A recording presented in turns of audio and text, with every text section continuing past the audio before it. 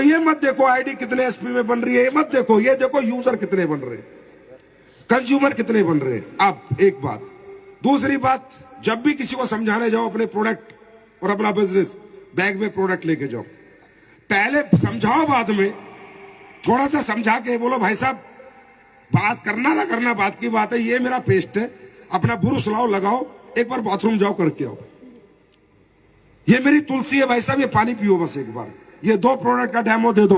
अगर किसी घर से खाली हाथ आ गया तो संजीव सर को फोन कर देना, वो प्रोडक्ट आपको बना के दिए हमने, मैंने कंपनी बनाई है साहब।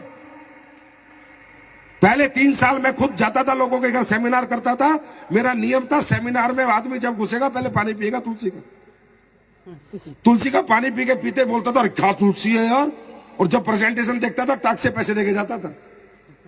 पेस्ट आज भी मैं लोगों को करवाता हूं, आज भी दिन में मैं 3 पेस्ट बेच के आया हूं, और इसके गवाह शिव कुमार सर, महिपाल सर है, आज खुद बेच के आया हूं 3 पेस्ट।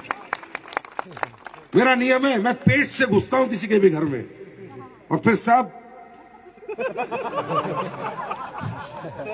मेरा नियम है, 1 एसपी से घुसता हूं, फिर 100 एसपी अपने आप ले आता हूं, समझे? तो घुसो तो सही, ओपन द डोर, पहले उनके दरवाजे तो अपने लिए खुलवाओ, बात समझ रहे? तो डेमो प्रोडक्ट साथ होना चाहिए, कम से कम 2-4 हजार का प्रोडक्ट हमेशा एकदम साथ होना चाहिए, और वो भी कौन सा? डेली यूज का, डायबिटिक नहीं, लीवोडोक नहीं, पेस्ट, अपने मसाले, अपनी तुलसी, अपना जॉइंट क्यूरेटर ऑयल, ये हमेशा आपके साथ में रहने चाहिए, ये है आपका सबसे बड़ा हथियार, बात समझ में? तीसरी बात, कुछ भी हो जाए किसी के घर से वापस नहीं आना बिना कुछ बेचे, चाहे 3 साबुन है ना इकट्ठी, उसमें से 1 तोड़ के दे देना, चाहे 50 रुपए दे यार, तेरी वो औकात इतनी है तो ले।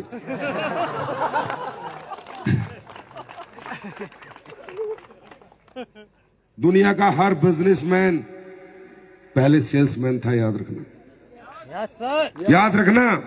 ये दुनिया की जो आडंबर नेटवर्किंग है ना, बेवकूफ बनाने वाली, वो असली बिजनेस नहीं सिखाती, रियल बिजनेस सिखाती है। रियल बिजनेस कैसे बनता है, अब आगे आगे चलो मैं बता रहा हूं, ठीक है?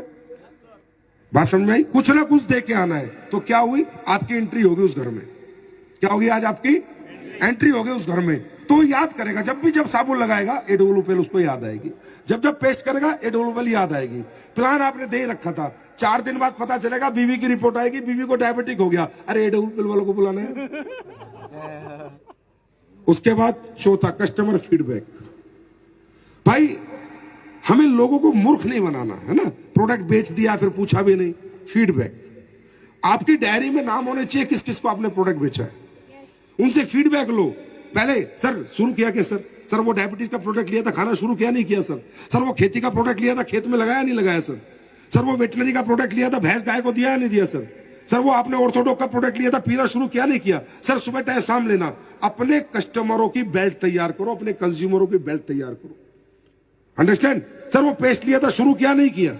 आप प्रोडक्ट बेच के आ जाते हो, पूछते भी नहीं हो।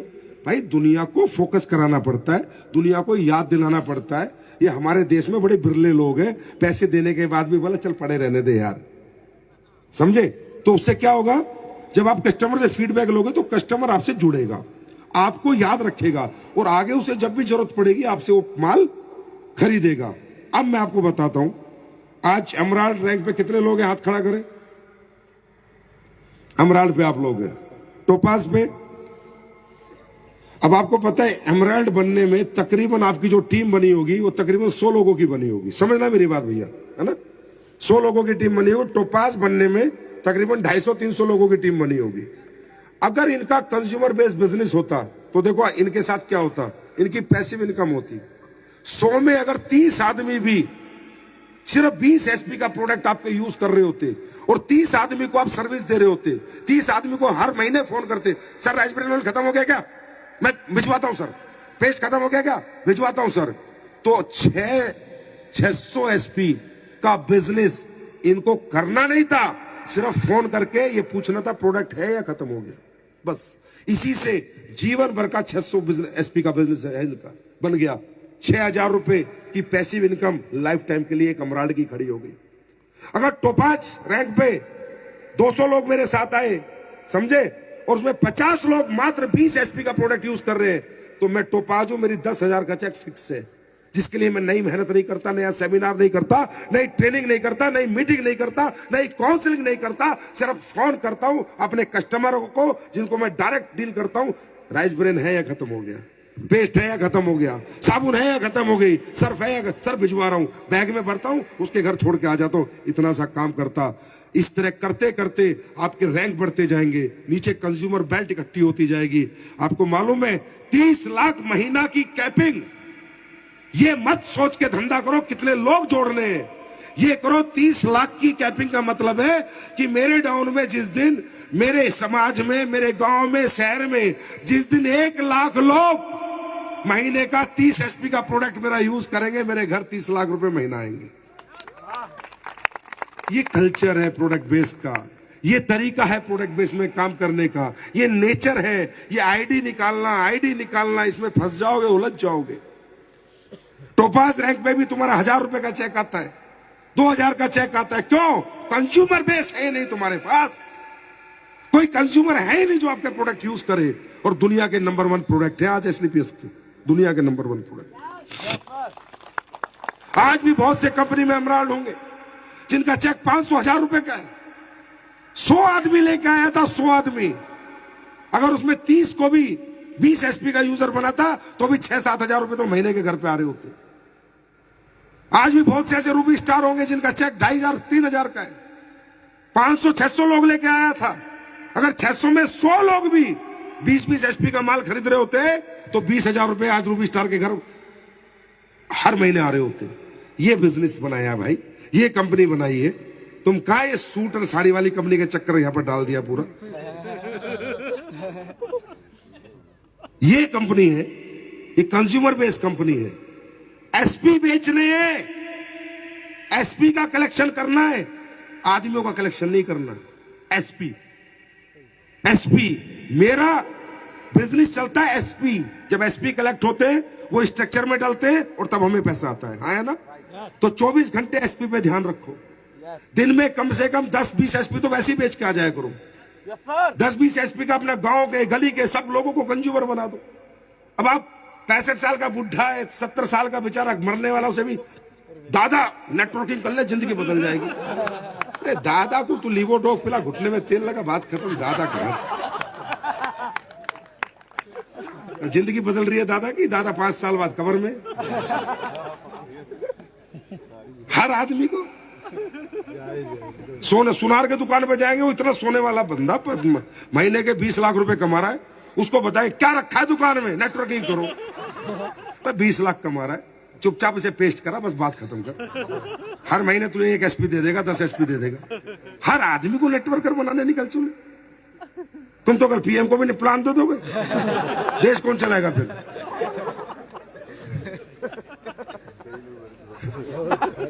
ऐसा नहीं होता है यार, ये गलत दिशा है। राइट दिशा क्या है? हर आदमी ऊपर से लेकर नीचे तक देश का हर व्यक्ति एसलीपीएस के प्रोडक्ट का यूजर बनाएंगे। ये हमारा सपना है। यूजर बनाएंगे। पहले यूजर, जिसको करोड़पति बनना होगा वो अपने आप ही आ जाएगा। बात समझ में आ रही है?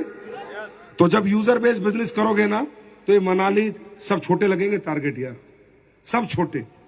अभी तुम फ्रेशर से जितने यहां लोग हो, गोल्ड से ऊपर आए हो सारे ना भाई। टारगेट हुआ गोल्ड से ऊपर हो। गोल्ड का टारगेट कितने का है अभी? इसमें 16 का होगा मेरे ख्याल। 17 हाँ 1700। अब 1700 एसपी के लिए पागल रहोगे 3 महीने,